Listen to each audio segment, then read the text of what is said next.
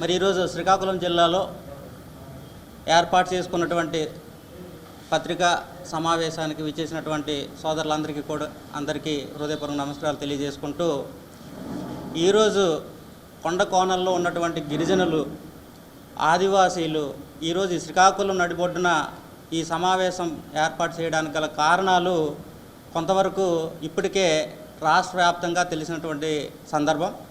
అయితే ఏదైతే నిన్న 26వ తారీఖు మరి మా ఈ శ్రీకాకుళం జిల్లాలో ఉన్నటువంటి గిరిజనులు నకిలీ బెంతూరియాలు ఉన్నారనే ఒక విషయం మీద ఇచ్చాపురం స్థానిక శాసనసభ్యులు బెందాలం అశోక్ గారు ఒక రిప్రజెంటేషన్ చేయడానికని చెప్పి మరి గిరిజన సంఘాలు అలాగే ఆ నియోజకవర్గంలో ఉన్నటువంటి గిరిజనులతో ఆయనకు ఒక రిప్రజెంటేషన్ ఇవ్వడానికని చెప్పి వెళ్ళడం జరిగింది.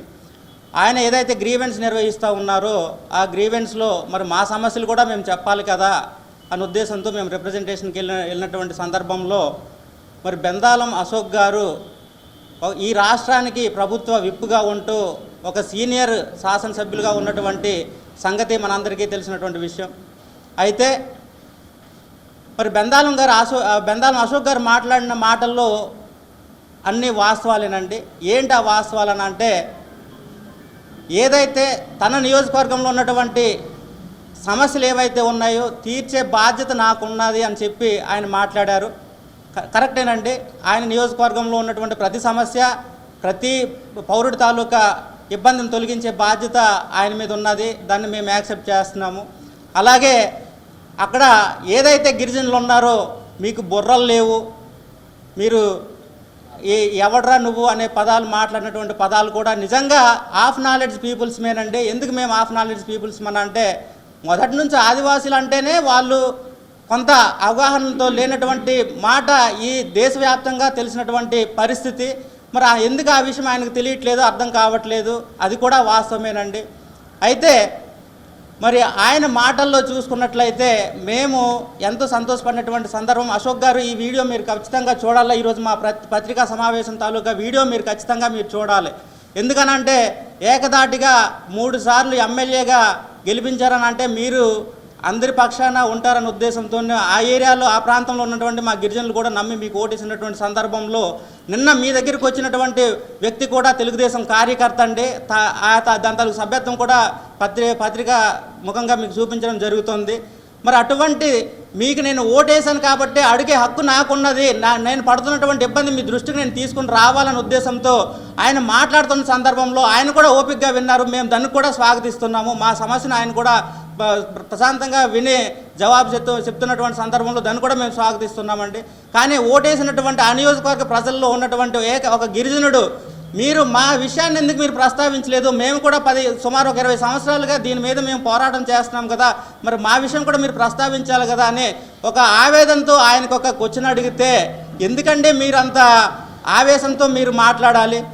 మీరు విచక్షణ కోల్పోవడం ఏంటంటే, ఒక సీనియర్ నాయకులు, ప్రభుత్వ విప్పు, మీరు ఇదేనా మీ నియోజకవర్గంలోనే ఈ రాష్ట్రంలో ఉన్నటువంటి ప్రజల మీద ఉన్నటువంటి మీకు ఉన్నటువంటి బాధ్యత?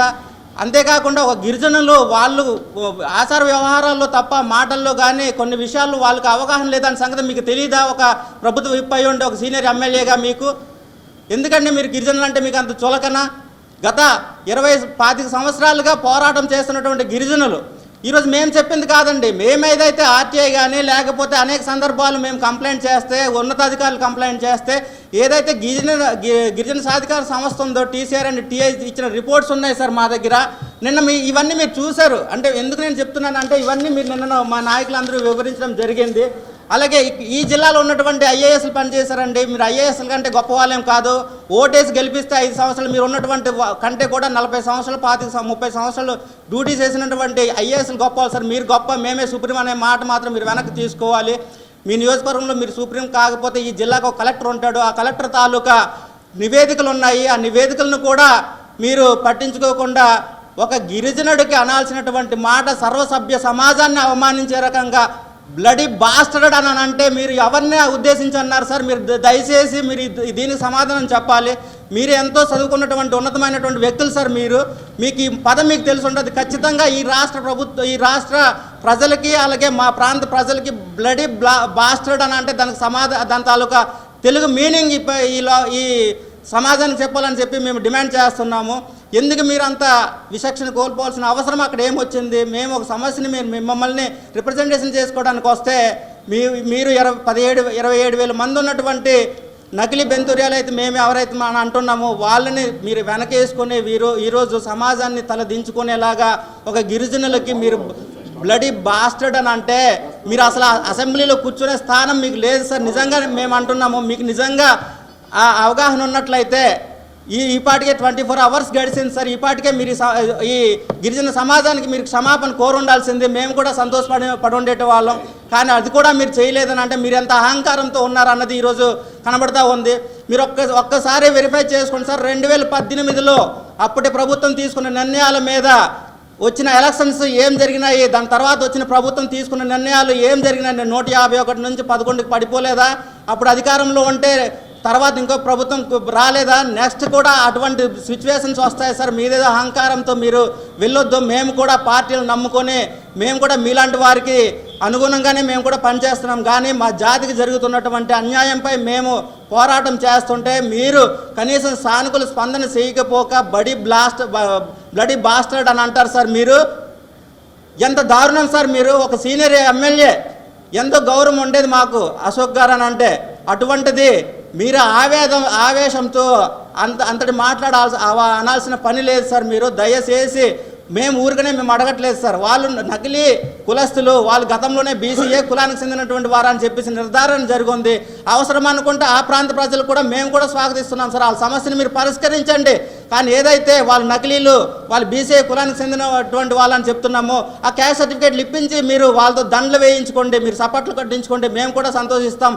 ఈ సమాజంలో ప్రతి ఒక్కరికి ప్రతి కులం ఏదైతే గుర్తింపు ఉందో వాళ్ళకి అవసరం కూడా మీరు ఆ సమస్యను పరిష్కరించండి అని చెప్పి మేము కూడా స్వాగతిస్తున్నాం సార్. ఏదైతే మీరు అన్నటువంటి మాట వెనక్కి తీసుకోకపోతే మాత్రం సార్ చాలా ఇబ్బందికర పరిస్థితులు సార్. మేము ఖచ్చితంగా ఇది రాష్ట్ర వ్యాప్తంగా ఉద్యమం అనేది మొదలవుతుంది.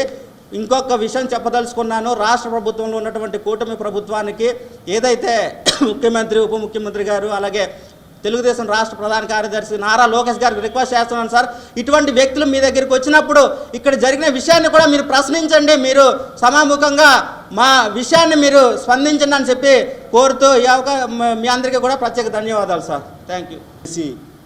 సలహాదారుణ్ణి నిన్నటి జరిగినటువంటి విషయం సభ్య సమాజం తలదించుకునే విషయం చాలా బాధాకరం. ఒక ఉన్నత స్థాయిలో ఉండి 3 సార్లు ఎమ్మెల్యేగా ప్రస్తుతం ప్రభుత్వ విప్గా ఉన్నటువంటి వ్యక్తి బెందాలం అశోక్ గారు మా ఆదివాసులంతా కూడా వెళ్ళి అక్కడ ఒక సమస్యను వివరించడానికి వెళ్ళారు. ఆ సమస్య వింటూనే ఆ సమస్యను వివరిస్తూ ఉన్నాను మా ఆదివాసులంతా కూడా. ఆయన ఒక విషయం మాట్లాడారు. నా నియోజకవర్గంలో 27 మంది ఉన్నారు, వాళ్ళ కోసం 10 సంవత్సరాలుగా నేను కష్టపడుతున్నాను అన్నారు. ఈరోజు ఈ పత్రికా ముఖంగా బెందాలం అశోక్ గారికి ఒక అడుగుతున్నాను, మా 2 లక్షల జనాభా కోసం ఎవరు మాట్లాడతారు? మీ నియోజకవర్గంలో కూడా సుమారుగా 15,000 మంది ఆదివాసులు ఉన్నారే, వాళ్ళ కోసం ఎందుకు ఈరోజు మాట్లాడలేదు? అసెంబ్లీలో ఈరోజు ప్రశ్నిస్తూ ఉన్నా. బాధ్యత లేదా మీకు? ఈరోజు శ్రీకాకుళం జిల్లాలో బెంతువర్యాలు లేరని చెప్పి గత ప్రభుత్వాలు, గత టీసీఆర్టీఏ కమిటీలు చెప్తున్నప్పుడు కూడా ఆ పక్కన పెట్టి ఓటు రాజకీయాలు చేసుకున్నట్లయితే మీరు 27,000 మంది దగ్గరే ఓటేసి ఎమ్మెల్యేగా గెలండి, మిగతా నియోజకవర్గాలు మేము ఓడిస్తామని కూడా ఈ సందర్భంగా ఈ తెలుగుదేశం ప్రభుత్వానికి, కూటమి ప్రభుత్వానికి హెచ్చరిస్తున్నాం. మేము చెప్తా ఉన్నాం, బెంతువర్యాలు శ్రీకాకుళం జిల్లాలో ఉన్నటువంటి బెంతువర్యాలు ఎస్టీలు కాదు అని చెప్తా ఉన్నాం. మా దగ్గర ఉన్న ఆధారాలు కూడా చెప్తున్నాం కదా. ఏదైతే 1972లో జిల్లాల విభజన జరిగిన తర్వాత, ఏదైతే శ్రీకాకుళం జిల్లా నుంచి విజయనగరం విడిపోయిన తర్వాత కొటి అనే గ్రామంకి బెంతువర్య 24 కుటుంబాలు వెళ్ళిపోయాయి. అప్పుడు 1975-76 సంవత్సరంలో ఏదైతే రెవెన్యూ శాఖ వాళ్ళ యొక్క డిమాండ్ల కోసం స్ట్రైక్ చేస్తే అప్పుడు ఎమ్మెల్యేలకి, ఎంపీపీలకి ఎస్టీ క్యాస్ట్ సర్టిఫికేట్ ఇచ్చే అధికారం ఇచ్చారు. ఆ టైంలో ఇక్కడ చూస్తే వాళ్ళ దీంట్లో డైరెక్ట్గా ఒరియాన్ రాసింది. డైరెక్ట్గా ఇక్కడ ఒరియాన్ రాసింది. ఈ ఒరియాన్ పదం ముందు ఏం చేశారంటే బెంతుని యాడ్ చేసి టోటల్గా బెంతువరిగా క్లెయిమ్ చేస్తూ ఉన్నారు. దీని మీద అప్పుడు 2005లో టీసీఆర్టీఏ కమిటీ అధ్యయనం చేసి ఈ శ్రీకాకుళం జిల్లాలో ఉన్నటువంటి బెంతువర్యాలు కారు ఏదైతే విజయనగరంలో ఉన్నటువంటి కొటియా బెంతువర్యాలు వీళ్ళకి ఆచారాలకు వీళ్ళకి ఎటువంటి సంబంధం లేదు, ఆచార సంబంధం లేదు కూడా అని దీంతో స్వయంగా ఈ శ్రీకాకుళం జిల్లా కలెక్టర్ లక్ష్మీ నరసింహ గారే ఈ బెంతువర్య లేదని చెప్పి వాళ్ళ సర్టిఫికేట్ క్యాన్సిల్ చేయాలని చెప్పి కూడా ఒక రాజపత్రం కూడా విడుదల చేశారు. ఇలాంటి ఐఏఎస్ అధికారులే ఇక్కడ కాదు అని చెప్తా ఉంటే మీరు 27,000 మంది ఉన్నారు, మేము వాళ్ళ కోసం పనిచేస్తాం అంటే 2 లక్షల ఆదివాసుల జనాభా తడాకా ఏటో మేము చూపిస్తామని కూడా సందర్భంగా తెలియజేస్తా ఉన్నాం. ఇప్పటికైనా ఏదైతే మీరు అహంకార ద్వారంతో మాట్లాడుతూ ఉన్నారో సప్పనగా బహిరంగంగా ఆదివాసీ సమాజానికి మీరు సమాపన చెప్పకపోతే పెద్ద ఎత్తున 2018 మే 5వ తారీఖున ఏదైతే శ్రీకాకుళంలో జరిగిందో ఆ విధంగా ఉద్యమం తీసుకొస్తాం, బహిరంగ క్షమాపణ చెప్పాలి. ఈరోజైతే రాష్ట్రానికి ఏదైతే తెలుగుదేశం పార్టీ అధ్యక్షులు ఉన్నారో ఈ జిల్లా అధ్యక్షులు ఉన్నారో పిలిపించి బహిరంగ క్షమాపణ చెప్పకపోతే తప్పనిసరిగా ఈ యొక్క రానున్న పంచాయతీ ఎన్నికల్లో, రానున్న జడ్పీటీసీ ఎన్నికల్లో, రానున్న ఎంపీటీసీ ఎన్నికల్లో ఒక్క కూటమి సీటు కూడా గెలిపించమని కూడా ఈ సందర్భంగా తెలియజేస్తా ఉన్నాం. ఇప్పటికైనా ఆలోచింపు చేసి ఆదివాసులకి జోలికి వస్తే ఎన్నో ప్రభుత్వాలు కూలిపోయాయి మీరు చూస్తూ ఉన్నారు. ఈ కూటమి ప్రభుత్వం కూడా త్వరలో కూలిపోతుందని కూడా, ఎప్పుడు కూలిపోతుందని రాబోయే ఎంపీటీసీ జడ్పీటీసీ ఎన్నికల్లో కూటమి ప్రభుత్వం కూలిపోతుందని కూడా ఈ సందర్భంగా తెలియజేసుకుంటూ నమస్కరిస్తున్నాను. జై ఆదివాసి.